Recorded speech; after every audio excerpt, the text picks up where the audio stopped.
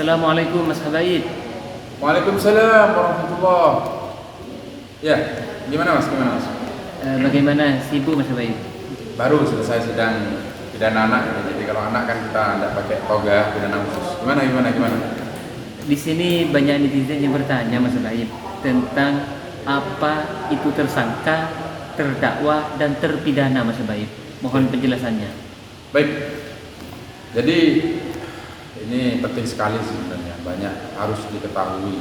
Nah kalau tersangka itu di pemeriksaan di tingkat kepolisian, bagi orang yang disangka melanggar aturan pidana dengan berdasarkan dua bukti permulaan, ya kan, berdasarkan hasil gelar dan lain sebagainya itu, maka ditetapkanlah sebagai tersangka, ya kan.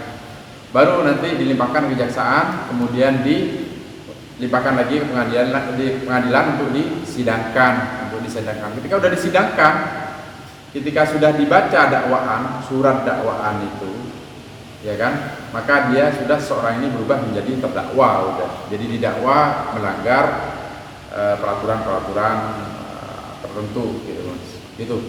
Terus terpidana, ya bagi orang yang sudah terbukti, telah terbukti secara sah dan meyakinkan melakukan tindak pidana, maka sudah divonis, kemudian yang bersangkutan sudah kasusnya sudah berkekuatan hukum yang tetap, maka status terdakwa itu berubah menjadi terpidana, gitu loh. Terus hak terdakwa itu apa Mas Habaib? Nah, ini penting juga. Hak terdakwa di sidang ya tentunya ketika sidang nih, kalau udah terdakwa ketika sidang. Banyak sekali mas hak terdakwa itu yang diatur dalam ketentuan perundang-undangnya.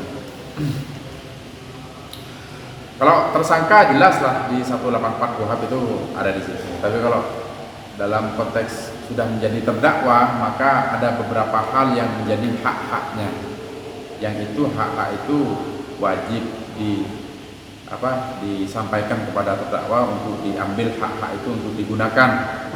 Yang pertama, terdakwa itu berhak mengetahui apa yang didakwakan kepadanya berupa surat dakwaan itu, berhak. Makanya ketika sidang pertama itu pembacaan dakwaan dibaca tuh, pada hari sekian dan lain sebagainya saudara ini telah melakukan bla bla bla bla bla, itu isi dakwaan, didakwa melanggar aturan-aturan tertentu, itu mas, berhak. Jadi terdakwa berhak untuk mengetahui itu, saya didakwa apa ya, gitu.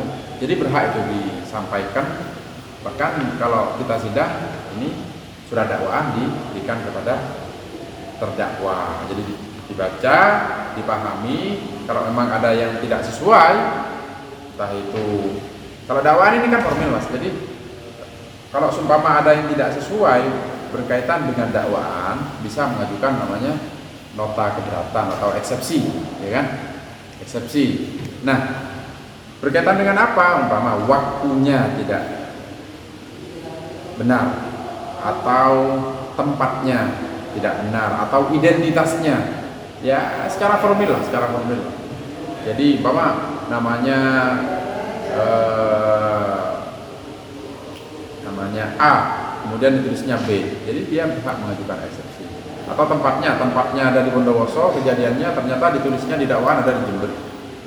Atau waktunya tahun 2021, di dakwaan ditulis kejadiannya 2024, tidak benar, maka bisa mengajukan eksepsi nota keberatan. Itu hak yang pertama. Yang kedua, terdakwa itu berhak untuk didampingi penasihat hukum, ya kan? Bagi mereka bisa menunjuk sendiri penasihat hukum.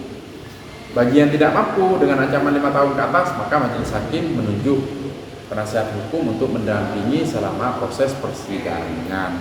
Gitu loh. Itu yang kedua. Yang ketiga, terdakwa itu berhak untuk menerima tuntutan, ya kan? Surat tuntutan.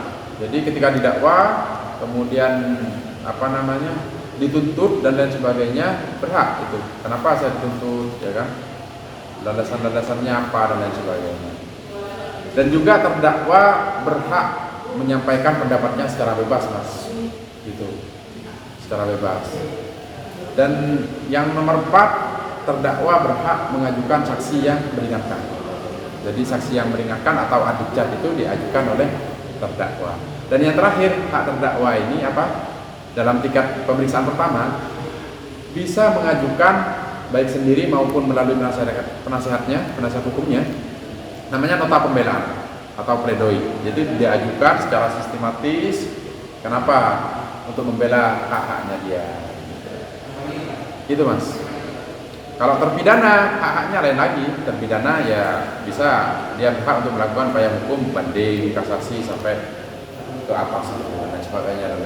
Itulah secara garis besar itulah hak-hak terdakwa. Intinya pahami hak-haknya. Jadi ketika sudah paham hak-haknya, sehingga orang itu mengerti dan cerdas, ya kan. Jadi harus melek hukum, Mas. Harus melek hukum, harus paham benar-benar hak-haknya agar bisa menjadi masyarakat yang cerdas. Gitu. Ya, makasih. Yang selanjutnya Mas Habaib, apa pesan dan kesimpulan dari Mas Habaib untuk netizen atau masyarakat di luar sana? Oke, kesimpulannya bahwa dalam konteks hukum, ketika Anda tersandung masalah hukum, ya kan, tersandung dalam kata kutip, tersandung, pahami hak-hak sampean, ya kan, pahami hak-hak Anda. Umpama Anda disangkakan dengan pasal-pasal tertentu, pahami hak-hak Anda. Saya sebagai tersangka, apa hak saya? Didakwa dengan dakwa tertentu, pahami kenapa saya didakwa dengan sebagainya dan lain sebagainya. Digugat secara keperdataan, saya digugat sebagai tergugat, pahami juga hak saya sebagai tergugat mengajukan apa saja dan seterusnya. Intinya tetap jadi masyarakat yang cerdas dan buka pengetahuan kita tentang dunia hukum, karena dunia hukum itu selama kita belajar dengan senang, insya Allah kita akan mendapatkan ilmu yang bermanfaat dan menjalani mempelajari dan menjalani dunia hukum itu dengan nyaman lah. Ya, tidak serem, tidak usah serem. Jadi hukum is menyenangkan. Ya, gitu ya.